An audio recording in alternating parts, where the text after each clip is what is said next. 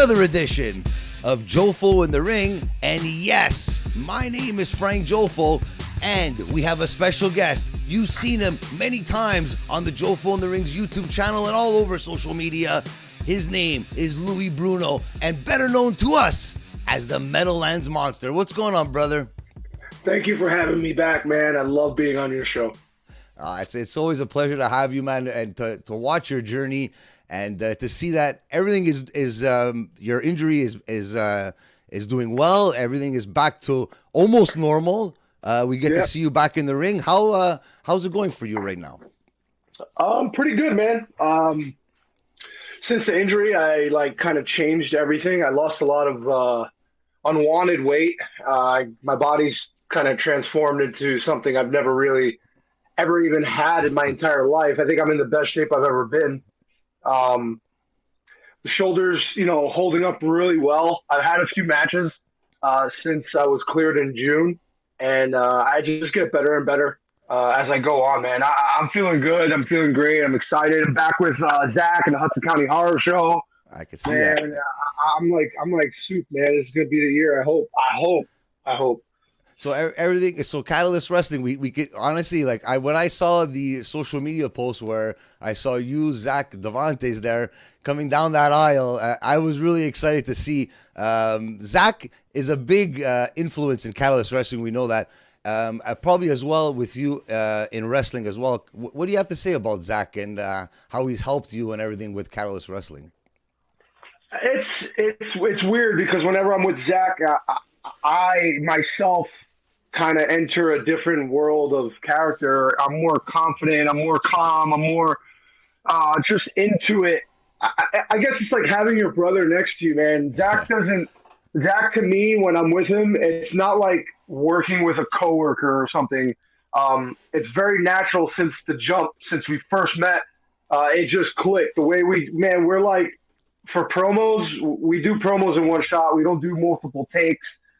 Zach's amazing with his words. His presence commands people to pay attention and listen to him. I can't be blessed more to have Zach on my side, man. Zach, you know what? To me, because we obviously know him from Gas Digital and the Real Ass Podcast and that, but but that goes to show that his promo skills, having a podcast and being the stand-up comedian that he is, he's got that promo down tight. And I know you run a great promo. So having both you guys together, only time will tell what's going to happen in Catalyst Wrestling with you two.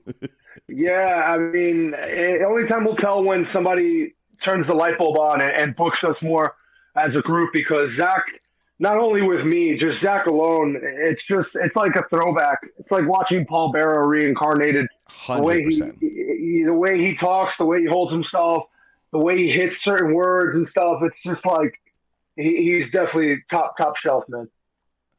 So after your injury, because just to recap with everybody, I remember when we had you on the show, you weren't injured when we initially interviewed you, and then a couple of weeks later, you did get injured.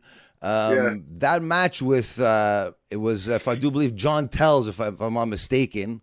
That match, and I remember Nick Gage was doing commentary, and I didn't appreciate the commentary that he was doing towards you. I think he was a little bit of intimidated towards you. And coincidentally, you had it was a separated shoulder, right? Or what was it? I tore my my AC joint. So the tendons that hold your collarbone into the slot. Okay. I tore those open. So that whole tendon right here snapped off, and then my collarbone basically went like that. And at first I thought I dislocated my shoulder. So I was telling Nick Shin, the referee, I was like, "Hey Nick, please pull." I'm not one to quit and stop. Honestly, I sorry to interrupt you, but just to the point where you could see where you got injured. You were it was a little bit weird. So you were you thought it was just to pull it back into place, right? That's what it looked like. And then you continued to wrestle after that match, after that injury. So yeah. So me and John went in there to prove a point to people, and we had something planned for everybody that was going to be really good. Every time me and John have a match, it's very exciting. And I felt it right off the jump, man. Once he clotheslined me over the top rope, I went over. Everything was good. Yeah. We were supposed to do the wall spot. He was going to toss me to the wall and everything. And then when I went over, he was like, let's not. He was going to throw me right back into the ring. Like he was going to omit that whole wall spot. Yeah. And I kind of forced it. I was like, no, wall. And he took me over and he threw me. And it was like not his fault or anything like that. John's a great worker. It was just not my night, man. You know what I mean? I just hit the wall too hard in the wrong spot. Kudos to you, because honestly, a lot of people maybe would have said, you know what, I don't want to keep wrestling.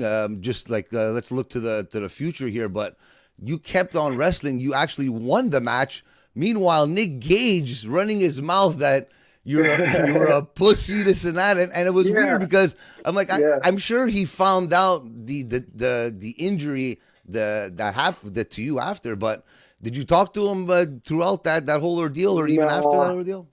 No, I've grown to understand that the death match society is a whole different breed of person. So I let them talk their shit and act hard and do all that stuff. I had a legitimate torn tendons in my shoulder. My collarbone wasn't attached to my arm anymore. Jesus. And my arm was not functional. I tried to continue, and we rushed the match. Like we just kind of jumped to the ending and just try to finish up and stuff instead of having an X thrown up and ending the match. And of course, you know what I mean. I don't really give a shit what Nick Gage has to say. You know what I'm saying? Like it doesn't matter. It doesn't matter to me. It doesn't take a lot of talent to break a glass over somebody's head. Exactly. You know, it's not. It doesn't take a lot of talent to cut yourself intentionally and do a lot of crazy shit like that.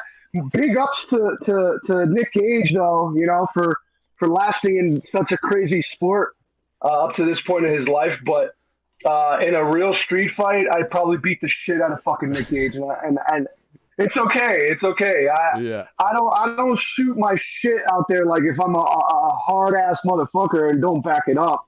Yeah. But I know I heard you sent me the video. You were like, here, check this out, and I heard it, and I'm like, it's just ignorance. It's stupidity. You got a dude, a brother. We're supposed to be all brothers in the industry. Exactly. You got a brother who legitimately is injured and continued to do the best he could to put on a show for those fucking. And it's fans. weird because like he talks a big game and everything. He says he's a veteran in the wrestling game, and someone that was, if it was a veteran, I could tell right away you were injured.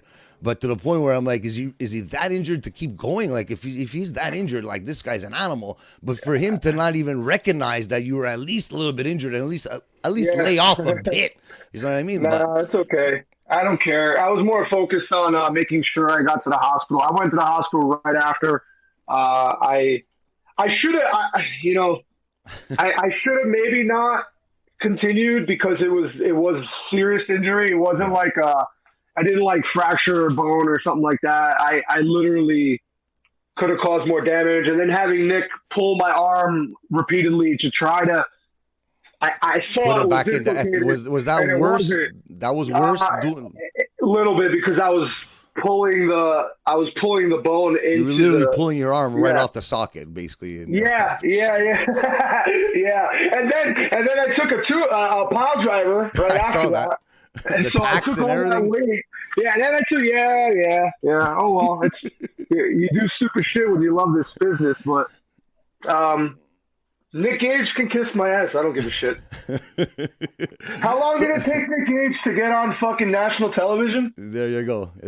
Exactly. I'm in the business 5 years, and I was on AEW. So speaking about that, 8 months after your initial injury. Yeah. You're watching AEW Dark Elevation, and everyone's talking about Jake Roberts and Lance Archer, but who did he fight? He fought Louis Bruno, and you know what struck me too is that Tony Schiavone, is it Louis or Louis Bruno? Well, my name is Louis. He said Louis Bruno. Okay, so but okay. Hey, you could tell me, Louis, Louis, isn't it Louis? I think more of like because in Canada and Quebec, if somebody's called like Saint Louis, or it's not like they don't say Saint Louis, they say Saint Louis, right? St. Like Saint Louis, Louis right? Blues. So you would think it would be Louis Bruno, maybe for I Canada. like that. You've been calling me Louis Bruno. I like that. I like that quite a bit. Honestly, you're there and you find out. How do you find out that you're fighting Lance Archer in AEW Dark Well, Elevation? I'm a pretty punctual person, so like I'm usually the first one there, the last one to leave with everything I do. And as usual, I was the first one there at AEW. I was literally the first one there. I walked in early, and it's funny because like nobody asked for credentials. The security guard just looked at me, and I guess they assumed I was a He wrestler. figured you were a wrestler. You're 7 feet So, tall. yeah. So I just walked right in. I was in the building, and I kind of just hung around. I knew the layout from when I was in Newark. I didn't wrestle when I was in Newark, but I was at Newark. So I kind of knew, where catering was, where the scrubs like us were, where everything happens, where the board was and all this shit. So I basically put my bag in some corner somewhere. And the first thing I do is I get cool with the security. I work security, so like, if you're cool with the security guard, man, or all the security team, they take care of you, man. You take care of them. I got really cool with this little lady in this one back corner. I'd bring her freaking water and freaking chips and stuff and ask her, hey, you need anything or whatever. So she always had my back. So I was waiting by the board where they write up all the stuff, and I'm thinking to myself, hey, I'm probably not going to work anybody. But that's cool. I was just glad to be there and like meet all these people and stuff like that. Rub shoulders with people in the back there. Yeah, why not? Man, fourth one down, man. I see her. I see Rep Aubrey fucking writing my name out, and I'm like, no fucking way. And then I'm like, who am I working? And then she's like, Archer. And I'm like, oh man. And then the best part was like, she wrote with the W/Jake Roberts. I was like, get the fuck out of here. I was like, no way, bro. So like, I'm sitting there and I'm like shitting myself. Not really shitting myself, just like really metaphorically excited. Shitting yourself. Yeah, I've been there. Don't worry. More for Jake than anything. You know what I mean? Yeah. So I'm like, oh, this is gonna be crazy. So I find Lance and I'm like, hey Lance, I'm gonna be working you today. And to Lance's freaking credit, man, he was like upset that they only gave us like 3 minutes. Literally, they gave us 3 minutes. It said 3 minutes on the card, and I'm like, 3 minutes? Like, you can't give me like 5 minutes? Like, give me at least, please. You know what I mean? I'm literally bigger than this guy. Like, literally, like he's standing there. That shot when they had you in the ring, when they announced you the second that you were the second to be announced, Lance Archer was already in the ring. Then you guys went face to face, and I'm like, wow, this is insane. Yeah. You are a savage. How tall are you officially? What's the official? I'm 6'9". I'm not 7 feet tall for real. Wrestling. We're 7 feet tall. But no, I'm legitimately 6'9". You overpowered him, like you. And you know what? I've never seen that before with Lance. Like no one's ever overpowered him like that, like in height wise like that. So I would have outworked his ass too. I would have outworked his ass too. That's what pisses me off about it. It's like, okay, you brought me in. I made your big guy look fucking amazing. Yeah. And you guys ignore me now. You don't answer my emails. You don't, so you brought me in. You made me look like a fucking scrub. And then you tossed me to the wayside. So what makes you any different than WWE? What, like, I don't understand. I don't understand that. Like, how is that giving anybody a chance? I looked better than fucking Archer, and I was just standing there. You didn't do anything. You stood there. He came to you face to face. You're like, whoa, what's going on here? I think that was. I don't think they realized that. Maybe that's why you didn't get a call back, because maybe this is the big guy, and there's a bigger guy out there, and whoa, what's going on here? Like, and I did everything like so. He basically planned out that whole thing, the whole thing with Jake, which I didn't like. I feel like it was a cop-out for him to tell me to go out right after I punched you in the mouth. Yeah. You want me to walk away from you, especially with Jake Roberts, right? Jake Roberts is like and loved go by after some old everybody. crackhead, like. And I think he was returning or something, if I'm not mistaken. He hasn't been on Yeah, TV for a while. he had a boot on. He had a fucking boot on his fucking foot. You know what I'm saying? Like, why would I go after that guy? He's an old man. He's not a threat. But what impressed me in that match is that, because usually if you watch AEW Dark or AEW Elevation, there's not much of a storyline or a story happening during the match. It's just two guys wrestling. Okay, bye. But that match there, you went face to face with him, punched him, he went off to the side, and you literally sped right away to Jake Roberts. Yeah. And even Eddie Kingston, Big Show, they were like, what the hell's going on? Where is he going? Is he serious? And like, to me as a fan, I'm like, wow, like this is like, usually you just have a match and okay, imagine if they would have said 3 minutes, okay, get the hell out of here. At least you had that little interaction. Oh, yeah. Absolutely. If it was good for you or not, because I'm sure that the crowd didn't appreciate you doing that. Dude, man, they were cursing me the fuck out, that front row. They were like really, and the way I am, I would have loved to have more time. I would have turned to them and told them to go fuck themselves too. Yeah. But it was funny. So here you go. Here's a cool, funny story. So I meet Jake the Snake. Archer brings me to go talk to Jake about what we're going to do with him. So they wanted to do that spot because it was his first time back. He was injured. Yeah. He was gone for a while. So he brings me over to meet Jake. And here comes Jake walking out of the coach's locker room. Just you laughing. It's just you just put yourself in that situation where like, holy shit, I'm meeting Jake the Snake Roberts here. Yeah, dude. No, but like I'm thinking like, this guy's gonna be somewhat, composed. Like his shirt's wide open, big stomach hanging out, fucking limp with the boot. And Archer comes over to him. He's like, so this is Lou. We're gonna be working with him today. He's gonna come out and grab you right in the beginning, and he's gonna grab you. He's gonna threaten to hit you. And Jake's like, "No, fuck that, brother.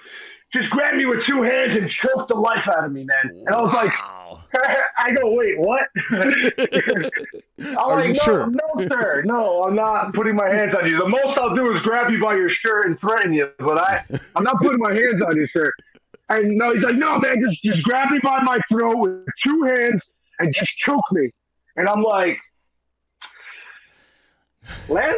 So we were like, yeah, okay. And then like Jake goes and waddles off to the locker room, and Lance goes, maybe don't choke Jake. Maybe don't, like, just stay away from that. I was like, yeah, I'm not gonna do any of that shit.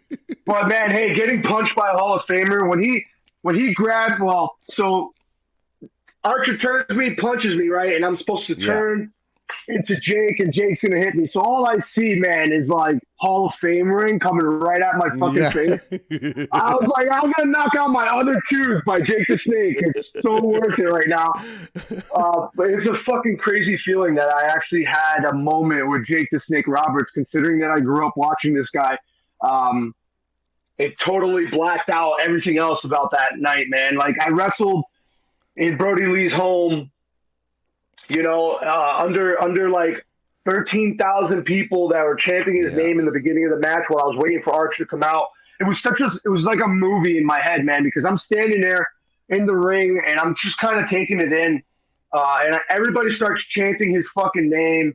And then all of a sudden Archer's music drops and he's coming out, man. And it's like, now there's no time to think. We're not in the indie. We're not in the indies where I can like walk around and talk to the fans and shit. No. I'm like, shit, man, this motherfucker's coming at me like a fucking bat out of fucking hell. His fireworks are going off, bro. So like, I've never experienced fireworks while I'm standing in the ring ready to wrestle. So like, ready to wrestle on AEW.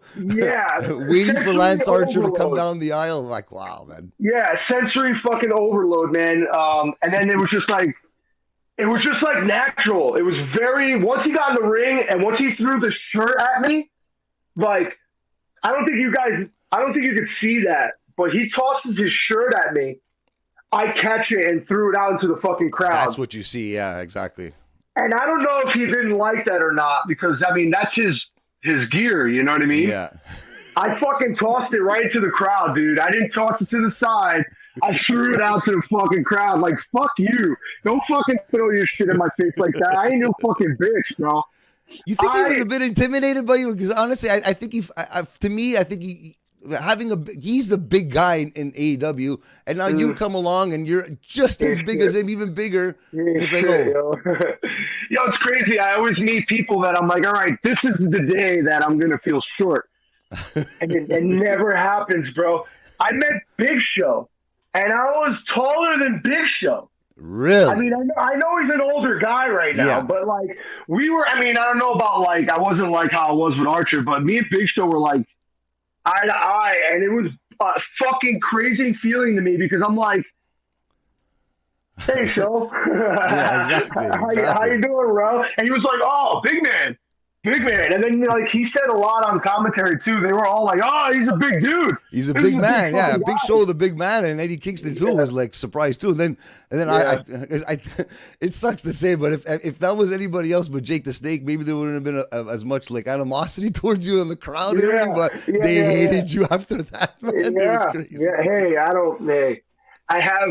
always say to myself that if I don't get anywhere with wrestling, I had my moment, and shit, man. I know guys that have been wrestling for fucking 12 plus years, and they've never had a shot. You know what I'm saying? So I'm just grateful. And the crazy thing is, I've done it all on my own. I'm not a project of anyone's.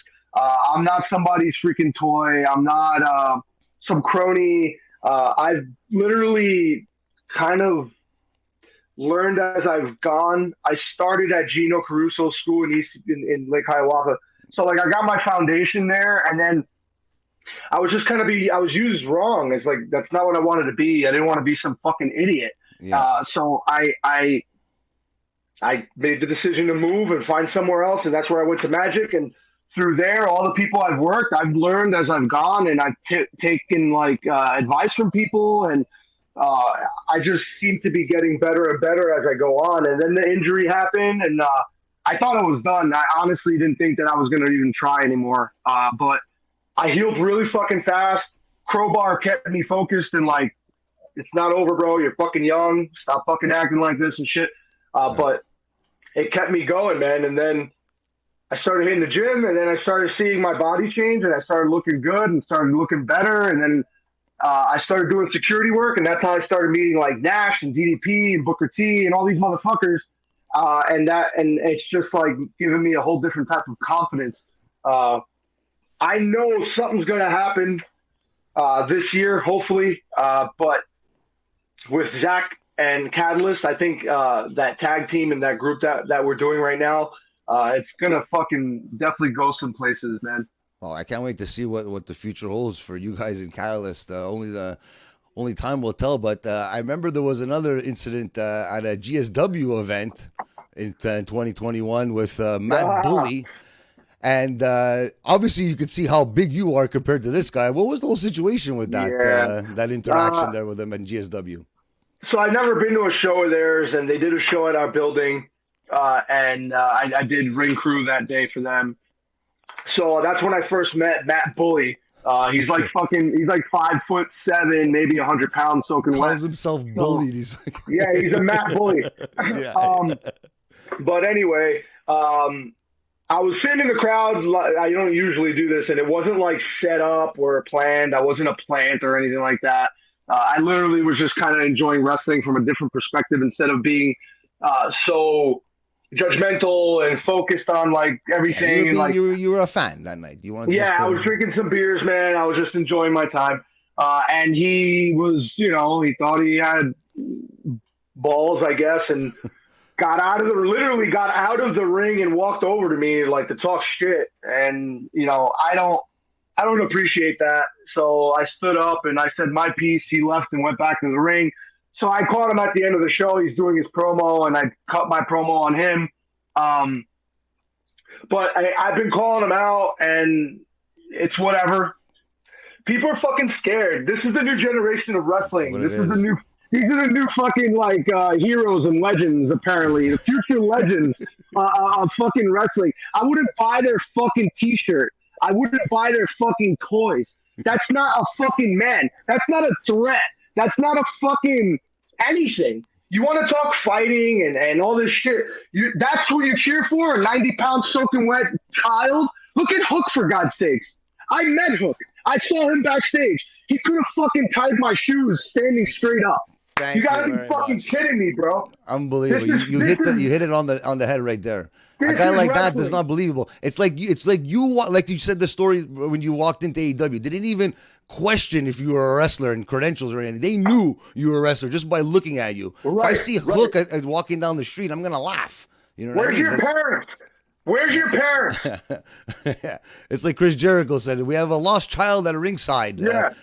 No, seriously, like, I mean, I know I talk a lot of shit, but he's a nice dude. I met him, cool dude. But what I don't understand is the logic now is like, Peter Parker is hot. Like, that's the number one wrestler in the world right now. I don't see validity in that. He may know how to do some chokeholds and shit. He may know some Brazilian jiu-jitsu, but in reality, if he fought a guy like Lance Archer, I'm not even going to put myself in this situation. If he fought a guy like Lance Archer in real life, I hope to God Lance Archer would fucking throw him through a fucking wall. Well, that's why he's facing guys like Serpentico and all these little guys. But once he faces guys your size, or a guy like a Brian Cage, or a powerhouse, not powerhouse Hobbs, obviously, but to the size of that, we're gonna see what he's made of. But to me, I don't see it happening in my eyes. I don't know. They had to buy the rights to Action Bronson songs just to get people to pop for him to come out. You know what? I see that. I see that too. It's they do that a lot. I don't know if that's a strategic move on their part. I don't know. Maybe to the untrained eye. I don't give a fuck who it is. You put on an Action Bronson song and that shit pops and fireworks, I'm gonna fucking pop because I like Action Bronson. Yeah. If you like hip hop and if you like Action Bronson, but yeah. That, I mean, even if you don't like him, his music has a fucking a beat to it where you're like, oh, okay. It's all like, okay, Wooly Bully and all that shit, like all those old school songs, Ruby Riot, like those songs are all copywritten, like songs that you would never hear. Like you weren't allowed to use that shit. And now it's like, it must be nice to be Tony Khan, I guess. It must be nice to be a Khan, bro. I'm telling you. But I remember last year when we had you on the show, you talked about the opportunity you were going to have before the pandemic started on Monday Night Raw, on the Monday Night Raw Underground. And anything going on with that again? There's no talk with WWE to come in, or no. Mr. Ass himself told me that, like, if I ever have any type of aspirations to go to WWE, that's probably never going to happen. They're not going to hire a 37-year-old guy like me. They're going to hire some fucking NCAA dude who's never watched fucking a day in his life of wrestling. That's what they're going for now. They're going for people they can mold into what they want. As long as they're athletic, or if they're a pretty girl, or you know what I mean, that's what they're gonna. They're not gonna fucking book me. That was my chance, and it didn't happen because now since then, all that shit. Oh, we're not gonna get indie guys. We're not gonna do this. Anybody under 28, or you know what I mean. I'm over that demographic for them, so I ain't gonna be on there. If there was an organization, if there was an organization for you in the end, besides WWE or AEW, which one would you like to be in an Impact Wrestling ring or an NWA ring? Yeah, dude. Shit, bro. I honestly, I just want to work anywhere. I don't care. NWA, Impact, any of these, bro. I don't care. I really don't. I would love to go to Mexico. I'd love to wrestle in Mexico. I'd love to wrestle in Canada. Like, I hate that shit's not opened up yet. Because you said you guys were going to plan on doing a show or something one day. Oh yeah, right? Of course. We personally, as Jofo podcast and Jofo in the Ring, we want to do an event in the summer, but hopefully things open up and are safer for everybody, because if we do this event and nobody shows up, kind of thing, so we want everything to be calm, restrictions wise, and because it's a lot stricter here than I find than in the US, but I don't know. It's weird. Can you fly still? Like, you can't fly out of Canada? You can, but there's I'm double vaxxed, but it's just to the point where you have to be tested, and it's all that. Like, I'd rather do things when everything is normal and you don't have to worry about something happening. Like I said, they went into curfew here on the was the last day of December, right before New Year's, the day before New Year's. So if people had plans or anything, it's like things could just cut off day of. That's how crazy it is. So I'd rather wait, but I know that I've mentioned your name to a lot of people here in the IWS, especially Jeremy Prophet, and it's coincidentally you had a match. Your match was with Lance Archer on AEW Dark. Jeremy fought his first match on WWE TV against Lance Archer as well. So oh wow, cool. That's freaking cool. Yeah, that's pretty cool. Fuck, but so now me and Jeremy have to get it on. I'd love to see that happen. I'm sure he would love to see that happen too. Two great wrestlers going at it.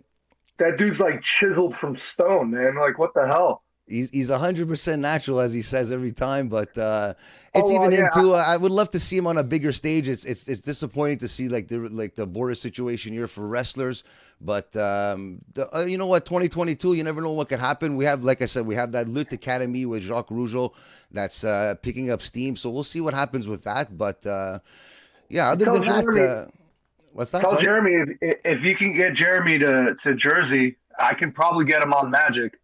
Oh, really? Okay, so I'll let him know. No question about it. If he can get to Jersey, man, I'll talk to Steve. He's always looking for new talent, and he'll gladly put him on, man. Great. I'll mention that to him for sure. Other than that, everything's the whole because I remember when we were on the show last time, you were known as the Meadowlands Monster. Now you're known as Louis Bruno. What was behind the name change and everything for? I told them I wanted to go by Bruno AEW, but they said no. They were like, "You're going by Louis Bruno." I was like, "All right, whatever. I don't give a shit." I guess like generic wrestler A, you know what I mean? Like they didn't want no originality in anything. So they're like, yeah, you're Louis Bruno. I'm like, but I just want to go by Bruno. You're Louis Bruno. I'm like, all right, cool, whatever. So the name change, I go by El Oso Blanco, but Bruno. I don't like using my first name for anything. Like, not even my college teachers knew me as Louis. They knew me as Bruno. Bruno. But I don't know. I wanted to be more real. I come from. I was born in Secaucus, but I grew up in Union City, North Bergen, Hudson County is where I'm from. So it's like Union City is all back in the day when I was young. It was all Cuban. It's changed greatly. Now it's a lot more South American, stuff like that, which is, there's no issues in that. I'm just like real Cuban. My grandparents came here right before Fidel took over. My grandfather was in the military for Batista. He had to go hide in the mountains and shit. Fidel, the military were looking for him, and like my grandmother basically had to make like a treaty, a pact or something like that. They would leave as long as they wouldn't do anything to him. So they got out of Cuba. I was fortunate enough that my family didn't like come over on the boats and shit like that. They flew here from Cuba, and my grandma's worked for like 10 cents, 15 cents an hour, like her entire life. She was a seamstress. Like they busted their ass. Like I just wanted to stay close to who I am, who I was raised by, what I know. People don't think I'm Latino. They would never think that I'm Spanish. They would never think that I speak fluent Spanish. But I am. I'm Cuban Italian. I'm more Cuban than I am Italian because my father wasn't in my life. My father was the Italian side of my heritage. That's where Bruno comes from. But he had nothing to fucking do in my life. I don't even fucking talk to him today. I could care less.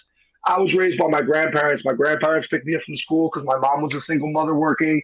So like I was raised by them. I am true to my culture, and I feel like I will get my personality and my character. It's not even a character. It's just me. It's you. Over easier than trying to pretend to be some fucking horror show fucking reject. It was the beginning stages of my career. It was what I thought because I was a Giants fan and they play in the Meadowlands, and I'm like, let's be the Meadowlands monster. And I'm like, it was the stupidest shit ever. This is me. This is who I am. My name is fucking Bruno. I'm Cuban heritage, and I want to represent that to the fullest because there's not a lot of people who understand what's going on in Cuba and the fact that there's no fucking food, there's no fucking medical, there's no fucking anything. And I know it's not the only place that has issues like this, but this is where I'm from, and I need to bring more eyes to the troubles that are going on in Cuba. And I figure that I have a platform with wrestling to do that, to get that out there. That's why I hashtag SOS Cuba. That's why I say Patria y Vida, because back in the day, the Cubans used to say Patria o Muerte. So it was like patronage or death. But that was like a commie fucked up thing that they were saying. So that's why they say Patria y Vida, so patronage and life. So it's like a more positive thing. So that's why I always say these things, so that when people don't understand it, they can either ask me or they look it up and they can see exactly what's going on, because it's not fucking cool. It's not cool at all, man. Yeah, I know. It's the world we live in right now. But if you could bring some awareness to it, it helps. Even if it helps a bit, it goes a long way. Right? So. Yeah, absolutely, man. Other than that, can I ask you a question, non-wrestling related? Are the New York Rangers going to win the cup this year, or what? What's going on here? Rangers, bro? How about them Rangers? Eh? What about them fucking Rangers, bro? I don't know. I'm not going to jinx them. They break my heart every fucking year. Yeah, so I know. They're a bunch of young fucking hungry dudes, bro. That's all I could say. It's great to see. Oh, dude, I love it. Coming up with, do you want to promote anything for Catalyst Wrestling or even Magic or whatever's happening with you in wrestling? Tell us what's going on right now. So this Saturday we have the Rumble. It'll be live on IWTV, Pro Wrestling Magic. This is the Chad Adams Memorial Rumble. I've won it once before, so I'm hoping to win it again. On the 30th, I got Spartan Championship Wrestling. I'm not too sure what I'm doing there. Probably just beating somebody up again. And I'm just kind of taking it as a go. I got some things in the work with GSW. I'm going to try and get at Mr. Martyr as much as I can, but I think he might be a little scared. But that's okay. It happens. I'm doing a lot of more security gigs for Pandora, the place, if you notice when I'm posting. Pandora's Toy Box. Man, one of these days, man, I'm going to fly you down to fucking Jersey. Trust me. This is like the coolest toy shop, bro, you will ever see in your fucking life. Like, any generation genre you could think of, man, Pandora's Toy Box and collectibles, bro. It's a fucking candy land for adults. I've seen things when I was a kid that they have, and I'm like, oh my god! And it's like $500 now. I'm like, Jesus Christ! But to tell everyone that's the place where we see you with the wrestlers taking pictures with the wrestlers and stuff. So that's pretty cool too, man. Yeah, they got the fucking Hardys. The Hardys in March. They got both of them. They're doing a signing. So I'm gonna get to. I've met Max several times. He's like such a cool fucking person. So it's gonna be cool. I never met Jeff, so to be able to be a security for these guys, I mean, it's such a blessing just to be able. And most of them are like, "Oh, so what do you do?" I'm like, "I'm a wrestler," and they're like, "Why didn't you say anything?" I'm like, "Cause I'm not a mark like that. I ain't gonna I'm not trying to pull those cards and shit. Like, we'll get to it. We'll talk and have conversations like a human being. I want to treat you like a human. I'm not treating you like I mean, Nash, I was on borderline fangirling it a little bit. I would have been too. I was like, hold it back. I was like, can I call myself Big Sexy Junior, please? Like, it's like a fucking mark that I am, man. I'm like, I love you so much. And anything with Catalyst coming up too, as well? I got no other dates right now for Catalyst. They're working with there's a new app called Rizzle. This isn't like a promotional thing for me or anything like that. But they're working with this new app called Rizzle. It's kind of like TikTok, like the short video things. Okay. They partnered with them. So that show we were just at was like the first one where they were promoting it completely. So they were the ones that got the venue and everything. So check it out, bro. It's pretty cool. I fucking started. They forced me to freaking do it, so I did it. And shit, I got like 300 followers and over 4,000 views in like 3 days. Really? So I'm like, it's pretty cool. Hey, it's pretty cool. Wow. Rizzle, Rizzle. I don't know if they have it in Canada, but I'm pretty sure you guys have everything we have. We'll definitely check that out. Everyone out there in Jofo land, check out Luis Bruno on social media. Follow his journey, support him to the max. He's a very good friend of ours, and we hope to see him in bigger and better things in 2022. Bruno, I love you, buddy. Thanks for doing this. Bro, you said nothing. You said nothing, bro. Like, what the fuck? Hey, this interview was all about you, but if you want to bring out the best there is, the best there was, the best there ever will be, that's a sick shirt, brother, man. Thank you, bro. Thank you. And you're also on Pro Wrestling Tees as well, right? Pro Wrestling Tees, yeah. I think if anyone wants to get a shirt. I think it's still under the Meadowlands Monster, but also if you look up El Oso Blanco, it'll come up also. All right, perfect, man. And I really appreciate everything you've done for us here today. We'll be a part of your journey. Hopefully, when these damn borders open, we could see you here in Canada. I'm coming to Canada, bro. You know what? I was telling a friend of mine I got to come to New York and watch a game. I feel like this could be the year. I don't want to jinx it either, but I'd love to do that. And if I do, I'll let you know, and we could have a drink. Yeah. Absolutely, man. I'll definitely fucking go and meet up with you guys. I'm not far from the city. Perfect. So everybody out there, subscribe to us on YouTube. We're on Twitch as well. All our social media platforms. And remember, wrestling is life. So, Jofo, I'm a gargle a shot for Kurt Hennig and everybody before we go. Oh, no.